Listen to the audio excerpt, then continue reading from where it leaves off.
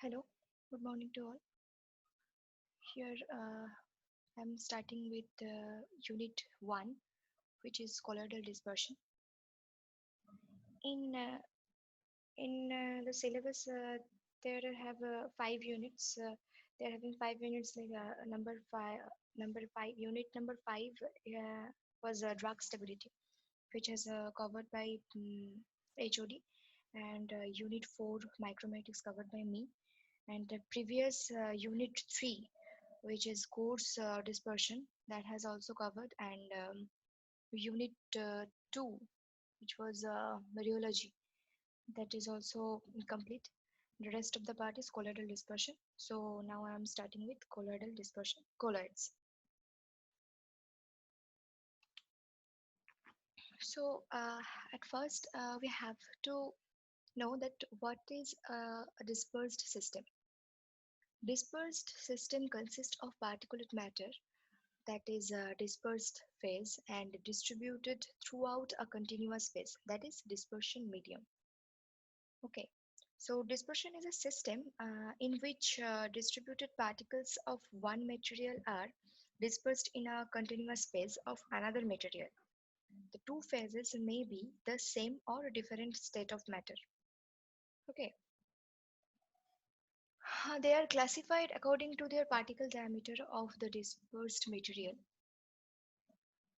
Uh, And dispersions are classified in a number of different ways, including how large the particles are in relation to the particles of the continuous phase, whether or not precipitation occurs, and the presence of Brownian motion.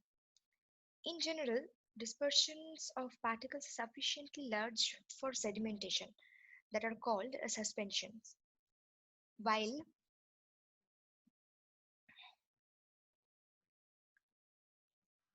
those smaller particles are called colloids, and the solutions are there. So, what should be the structure and properties of a colloidal dispersion or dispersion system? Dispersions do not display any structure. The particles or the droplets, in case of emulsions, the instead of particles, there should be the droplets that dispersed in a liquid or solid matrix that that called dispersion medium are assumed to be statistically distributed. Therefore, the dispersion usually percolation theory is assumed to appropriately describes their property. However, percolation theory can be applied if only the system it should be described is in or close to thermodynamic equilibrium. There are only few studies about the structure of dispersion, uh, example emulsions, although they are plentiful in type and in use all over the world in innumerable applications. Now, there are classifications according to the particle diameter of dispersed material, like first one is molecular dispersion, which in which the particle size should be less than 1 nanometer. Particles invisible in the electron microscope and pass through semi-permeable membranes and filter paper also. The particles do not settle down on standing, and it undergo rapid diffusion. Example Examples are ordinary ions and glucose. So basically, molecular dispersion is called solutions. Next is colloidal dispersion, which in which the particle size range should be 1 nanometer to zero point 0.5 micrometer. In case of colloidal dispersion, the particles not resolved by ordinary microscope. They can be detected by electron microscope. But in case of molecular dispersions, they are invisible in electron microscope. But here, in case of colloidal dispersions, they are resolved by they not resolved by ordinary microscope, but can be detected by electron microscope.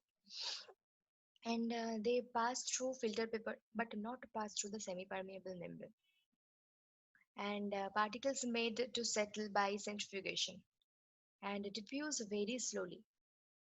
Examples are colloidal silver salts, natural and synthetic polymers, etc.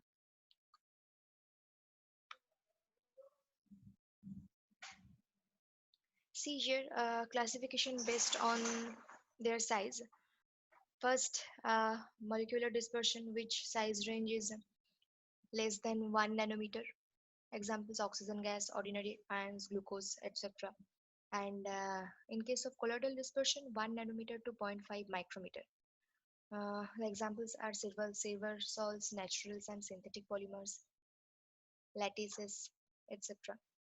And coarse dispersion, which size uh, greater than zero point 0.5 micrometer.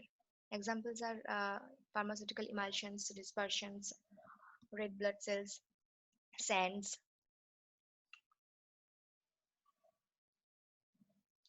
So, what should be the process of dispersion?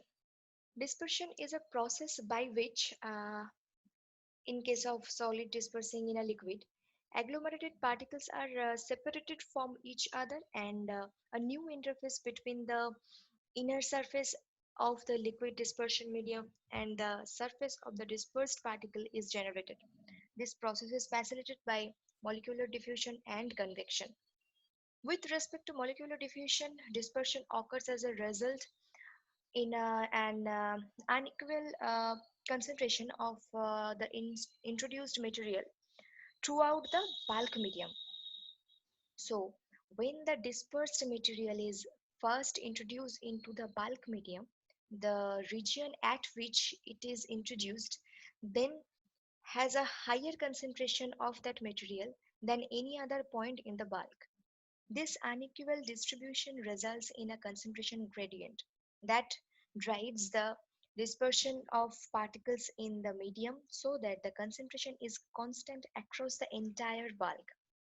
With respect to convection, variation in velocity between flow paths in the bulk facilitates the distribution of the dispersed material into the medium.